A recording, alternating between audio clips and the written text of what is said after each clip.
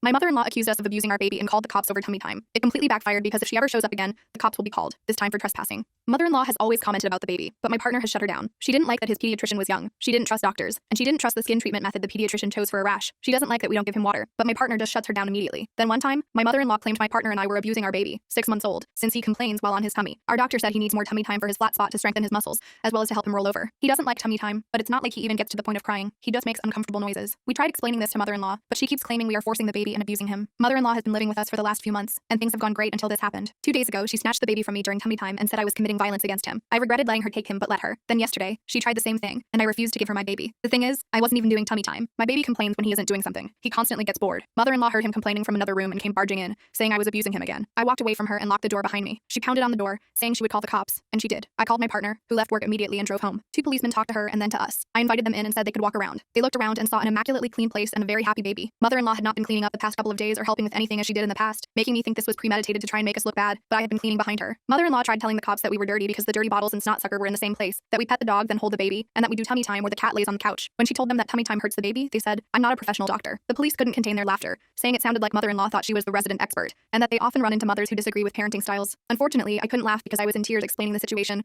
but it was obvious the police were on our side. The police told us the clean house did not look like an unsafe environment for the baby. They also informed us that they were just there for a venting session with mother-in-law, and not to worry. Of course, no police report was filed. My partner had my back the whole time and kicked mother-in-law out of our house. She had a couple of hours to pack her bags, and then I drove her to a motel. She was mad but had no remorse and thought she did nothing wrong. She doesn't have much money, so my partner and I are paying for it. We got her a flight home tomorrow. I'm not sure what will happen, but it might be the last time mother-in-law sees her grandchild. Mother-in-law has no idea and thinks it's her baby too. Update. An hour or so after I dropped mother-in-law off at the motel, both my partner and I got texts from father-in-law, and I quote, "You can't leave my wife in a hotel. I demand you guys take her back to your house now and work out any problems or misunderstandings. If something happens to her, you are going to be responsible." Later he argued that we didn't explain tummy time well enough to her and said, "You guys are not geniuses and need to be empathetic." My partner immediately blocked him, but I didn't know until we discussed it later. I tried reasoning with father-in-law, but realized it wasn't happening, so I blocked him too. The next day, the motel said I couldn't pay by phone, so I had to drive to the motel to pay for one more night. I also decided to bring mother-in-law some snacks. To be petty, I put the ones she didn't like in the snack package. When I dropped off the care package, mother-in-law pleaded that she wouldn't call Child Protective Services. She didn't offer an apology but wanted me to tell my partner that she wouldn't call CPS. I said right and left. Mother-in-law then called my partner, and I thought I would apologize but didn't. Instead, mother-in-law started guilt-tripping, saying she felt she wasn't treated well at our wedding a couple of years ago and other random things. My partner hung up on her. Update 2. So Sunday came, and I picked mother-in-law up and took her to the airport. On the way, I asked her if she was planning on apologizing. She said, "To who?" I said, "To both of us." She then started saying we didn't explain tummy time well enough and that it was our fault. So then I decided to say what I had planned. First, said that this whole situation was her fault, that she put us in danger by calling the police, and that threatening to call CPS ensured she would never see her grandchild again. I told her she was not welcome in our house in the future, and that if I saw her again anywhere near our house, I would call the police for trespassing. I also told her she was a bad person, which I regret. Mother-in-law had tears in her eyes. I was shaking and hastily dropped her bags off for her. As I started driving away, I heard a tap on the glass. I nearly drove away with one of her bags in the back seat. So as she picked up her last bag, I called out again that she would never see her grandchild again and drove away angrily. I spoke with my partner, and we agreed that mother-in-law and father-in-law are blocked.